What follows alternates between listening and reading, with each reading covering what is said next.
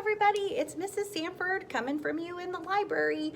I miss seeing everybody every day, the high fives in the hallway, talking about books, but I wanted to make sure that I let you guys know that I miss seeing you, and I miss reading you guys books. So I have a brand new book, and you guys are going to be the very first people to have it read to you. So let's put our listening ears on and let's get ready to read the story, The Fantastic Flying Books of Mr. Morris Lessmore. And it is written and illustrated by William Joyce. This is also a short film, but as you know, I always like the book better. So read the book first. Here we go. The Fantastic Flying Books of Morris Lessmore. Morris Lessmore loved words. He loved stories. He loved books. His life was a book of his own writing, one orderly page after another. He would open it every morning and write his joys of all that he knew and everything that he hoped for. And look at those beautiful illustrations. But every story has its upsets. One day the sky darkened, the winds blew and blew.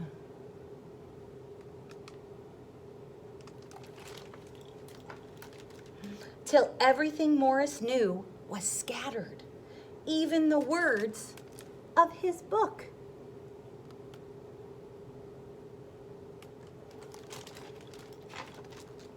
He didn't know what to do or which way to go, so he began to wander and wander. Then a happy bit of happenstance came his way. Rather than looking down, as had become his habit, Morris Lessmore looked up. Drifting through the sky above him, Morris saw a lovely lady. She was being pulled along by a festive squadron of flying books.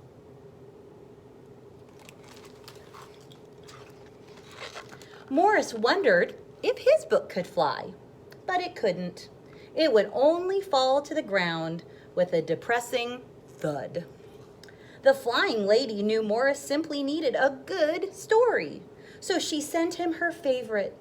This book was an amiable fellow and urged Morris to follow him. Does anybody know what that book is? Nice job, Humpty Dumpty. The book led him to an extraordinary building where many books apparently nested. Could that be a library? Maybe. Morris slowly walked inside and discovered the most mysterious and inviting room he had ever seen. It was filled with the fluttering of countless pages, and Morris could hear the faint chatter of 1,000 different stories, as if each book was whispering an invitation to adventure.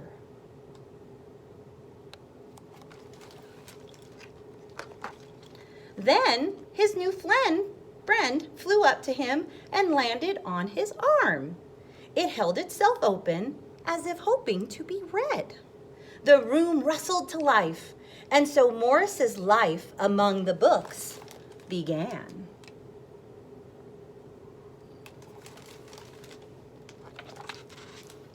Morris tried to keep the books in some sort of order, but they always mixed themselves up. The tragedies needed cheering up and would visit with the comedies. The encyclopedias, wary of facts, would relax with the comic books and the fictions. All in all, it was an agreeable jumble. Morris found great satisfaction in caring for the books, gently fixing those with fragile bindings and unfolding the dog-eared pages of all the others. Kind of sounds like me a little bit.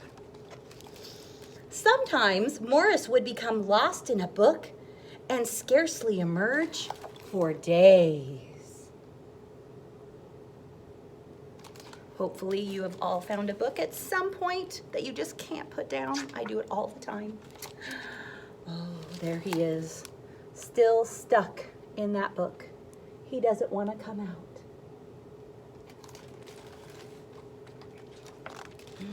Morris liked to share the books with others. Sometimes it was his favorite that everyone loved, and other times he found a lonely little volume whose tale was seldom told. Everyone's story matters, and all the books agreed.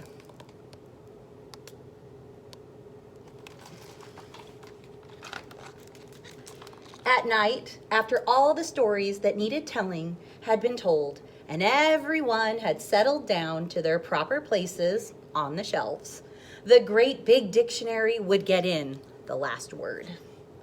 It was then that Morris Lessmore would once again write in his own book.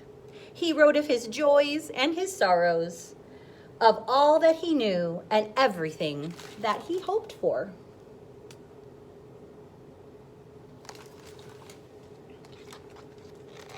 The days passed. So did the months.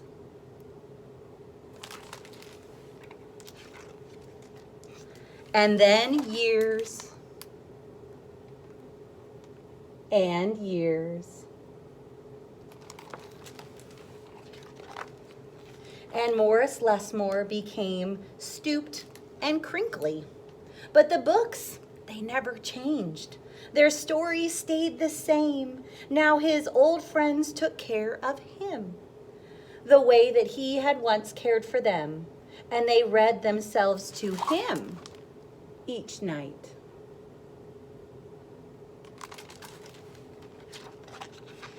Then one day, he filled the last page in his book.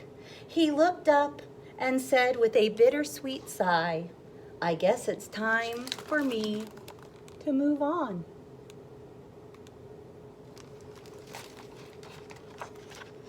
The books were sorry, but they understood. Morris put on his hat and took his cane, and he went to the door. He turned and smiled, then waved goodbye. "I'll carry you all in here," he said, and pointed to his heart.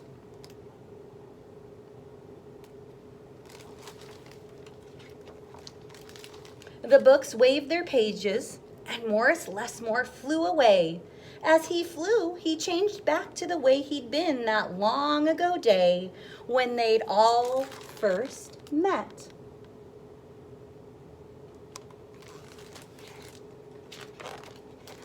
The books were quiet for a while.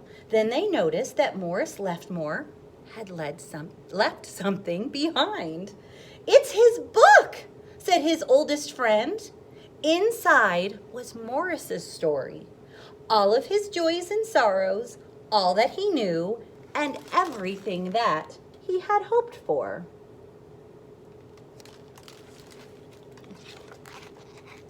Then the books heard a small, expectant sound. There in the doorway was a little girl. She looked around with wonder. Then something fantastic happened. Morris Lessmore's book flew up to her and opened its pages. The little girl began to read. And so our story ends as it begins, with the opening of a book. I hope all of you enjoyed that story. I certainly did. There's the one last illustration. I enjoyed getting to read to you all. Make sure that every day you're continuing to read.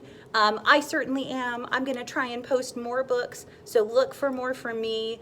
Take care, everybody, and happy reading. Bye.